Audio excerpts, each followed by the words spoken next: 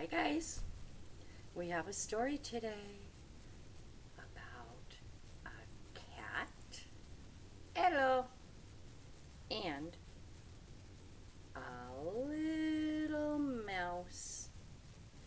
And it's probably an author you've heard of, Leo Lionni.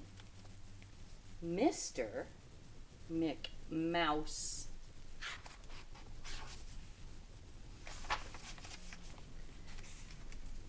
Whenever Timothy saw himself in the mirror, he felt happy. What a good-looking city mouse I am, he thought. But one day, instead of himself, Timothy saw a strange creature dressed in black staring at him from the mirror. He jumped back, let out a shriek, and he ran for his life.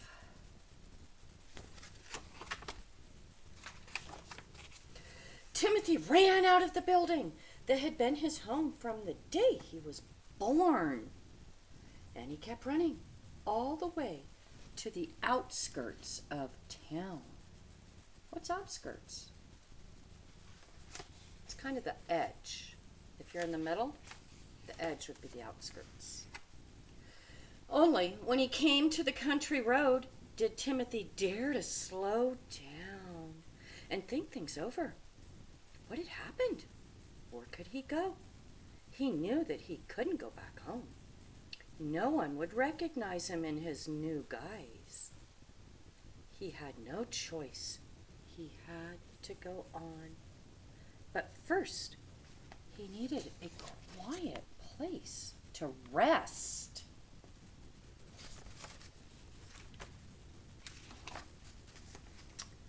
It was not long before he found a charming spot where tall weeds grew among colorful rounded pebbles. As he was catching his breath, he heard a noise. Some field mice were observing him from behind the large boulders. They looked frightened. Timothy was frightened too. How could he possibly explain that he was nothing but an ordinary, innocent city mouse? Can you guys see them all hiding behind the grass? Suddenly, the weeds parted, and a little field mouse stepped boldly forward. "Hello," she said. "I'm Spinny. What's your name?" I am, mumbled Timothy, confused. The field mice stared at him. Spinny smiled. "Never mind," she said. "I'll give you a name. Mr. McMouse." Timothy was surprised. "How did you know I was a mouse?" "Who else but a mouse would have a tail like yours?" said Spinny.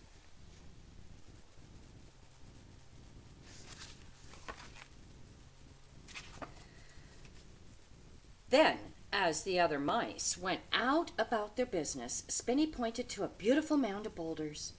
"We live over there in the castle. Come with me. Perhaps you can stay with us," she said. Timothy, who felt that he had found a friend, was happy to follow her.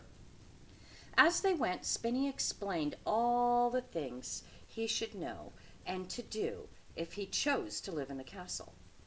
"If you want to stay for good," she warned, "you will have to get a field mouse license, and for that you'll have to pass some tests. But don't worry. I'll arrange everything."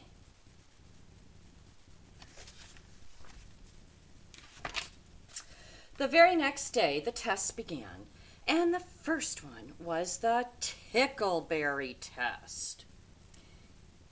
"You see, field mice don't eat cheese," Spinny told Timothy. "Only nuts, berries, and grain. But that will be easy. Tickleberries are delicious." When the mice had assembled on the test grounds, Spinny led Timothy to the berry heap. She then climbed into the lookout tree to watch the show. But alas, the test did not last long. After a few berries, Timothy gave up. "I'm sorry, he said. I just can't eat berries. They make me sick.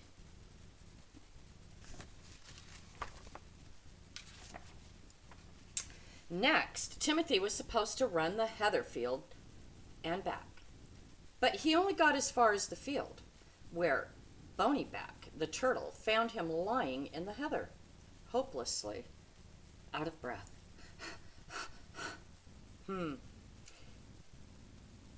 Here is Mr. McMouse, said Bonyback. He was lucky to find a cap. Everyone laughed, except Timothy. He knew that without a license, he would have to leave.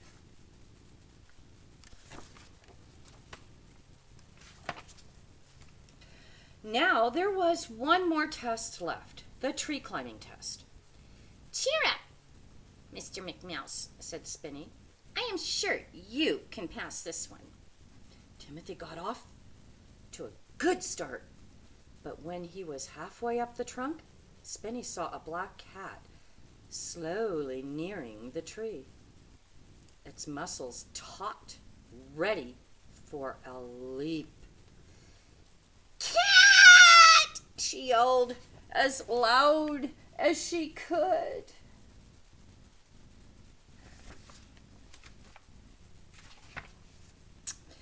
In less than a second, all the mice had disappeared. Only Timothy and Spinny were still running. The cat a few feet behind.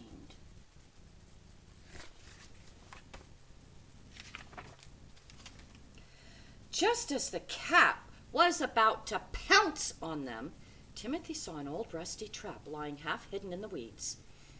Inside, he shouted, pulling Spinny in with him. The cat slid to a sudden halt. What now? Said Spinny in a desperate little voice.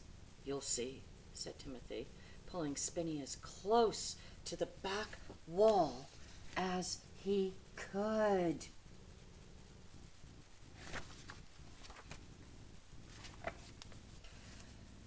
The cat hesitated, yawned, and lay down right in front of the trap.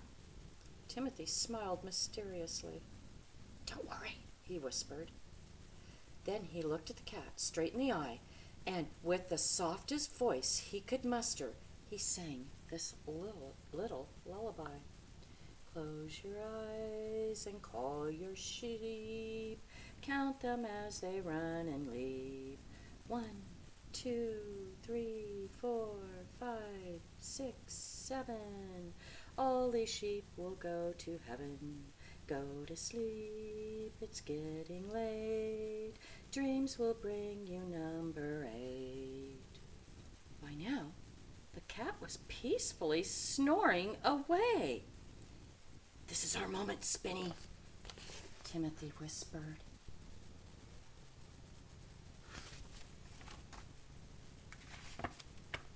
They tiptoed out of the trap and off they ran.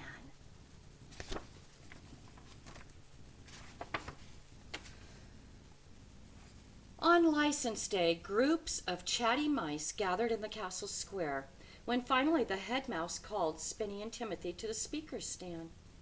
There was thundering applause, for by now every mouse in the castle knew their story. And when the head mouse handed Timothy an honorary field mouse license and Spinny a special medal for bravery, happier mice had never been seen.